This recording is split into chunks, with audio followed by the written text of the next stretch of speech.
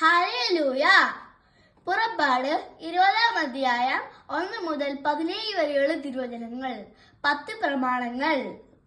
ദൈവം അരുളി ചെയ്ത വചനങ്ങളാണിവ.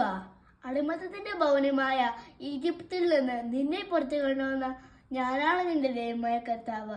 ഞാനല്ലാതെ വേറെ ദേവന്മാർ നിനക്കുണ്ടാകരുത്.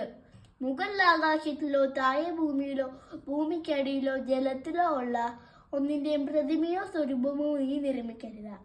അവയ്ക്ക് മുമ്പിൽ പ്രമിക്കുകയോ അവയെ ആരാധിക്കുകയോ ചെയ്യരുത്. എന്തെന്നാൽ ഞാൻ നിന്റെ ദൈവമായ കർത്താവ് അസഹിഷ്ണുവായ ദൈവമാണ്. എന്നെ വെറുക്കുന്ന പിതാക്കന്മാരുടെ കുറ്റങ്ങൾക്ക് അവരുടെ മക്കളെ 3 4 തലമുറ വരെ ഞാൻ ശിക്ഷിക്കും.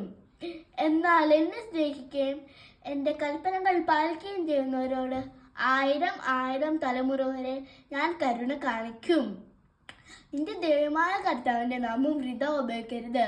തന്റെ നാമം വൃഥ ഉപയോഗിക്കുന്നവനെ കർത്താവ് ശിക്ഷിക്കാതെ വിടുകയില്ല. നീ സാബത്ത് വിശുദ്ധ ദിനമായി ആചരിക്കണമെന്ന് ഓർമ്മിക്കുക. 6 ദിവസം അധ്വാനിക്കുക, എല്ലാ ജോലികളും ചെയ്യുക. എന്നാൽ 7-ാം ദിവസം നിന്റെ ദൈവമായ കർത്താവിന്റെ സാബത്താണ്. അന്ന് നീയോ നിന്റെ മകനോ മകളോ ദാസനോ ദാസിയോ നിന്റെ മൃഗങ്ങളോ നിന്നോടത്ത് വസിക്കുന്ന പരദേശിയോ ഒരു വേലയും ചെയ്യരുത്.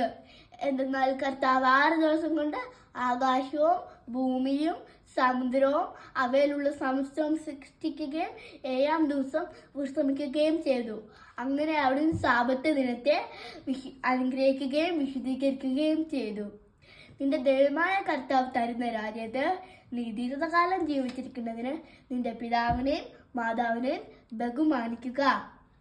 കൊല്ലരുത്, വ്യഭിചാരം ചെയ്യരുത്, മോഷ്ടിക്കരുത്, അയൽക്കാരനെതിരെ വ്യാജസാക്ഷ്യം നൽകരുത്, അയൽക്കാരന്റെ ഭവനം മോഹിക്കരുത്, അയൽക്കാരന്റെ ഭാര്യയെയോ ദാസനെയോ ദാസിയെയോ കാളയെയോ കൈതയെയോ അവന്റെ മറ്റെന്തെങ്കിലുമോ മോഹിക്കരുത്.